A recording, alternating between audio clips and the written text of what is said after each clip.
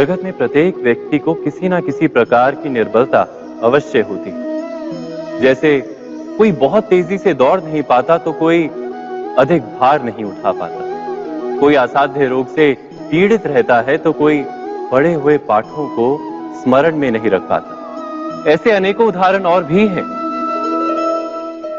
क्या आप किसी ऐसे व्यक्ति को जानते हैं जिसे सब कुछ प्राप्त हो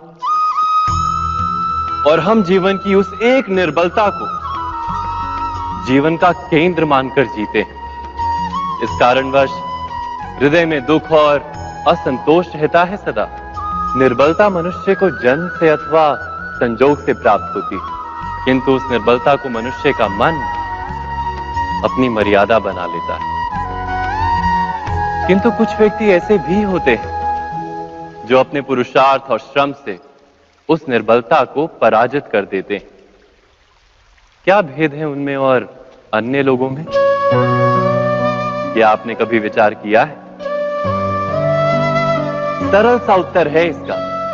जो व्यक्ति निर्बलता से पराजित नहीं होता, जो पुरुषार्थ करने का साहस रखता है हृदय में, वो निर्बलता को पार कर जाता है।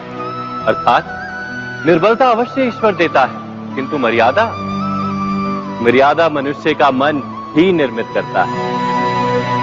स्वयं विचार कीजिए।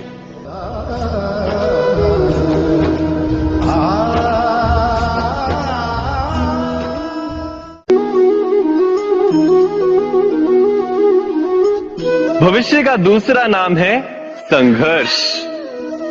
हृदय में आज इच्छा होती है और यदि पूर्ण नहीं हो पाती तो हृदय भविष्य की योजना बनाता है। भविष्य में इच्छा पूर्ण होगी ऐसी कल्पना करता रहता है, किंतु जीवन ना तो भविष्य में है ना अतीत में। जीवन तो इस क्षण का नाम, अर्थात इस क्षण का अनुभव ही जीवन का अनुभव। पर हम ये जानते हुए भी इतना सा सत्य समझ नहीं पाते।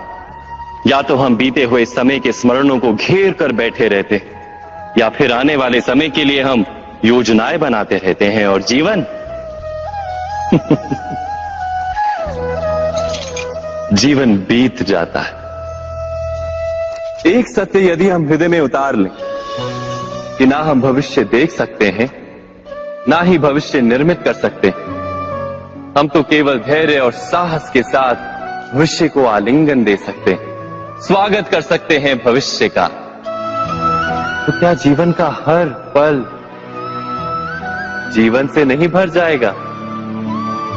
स्वयं विचार कीजिए।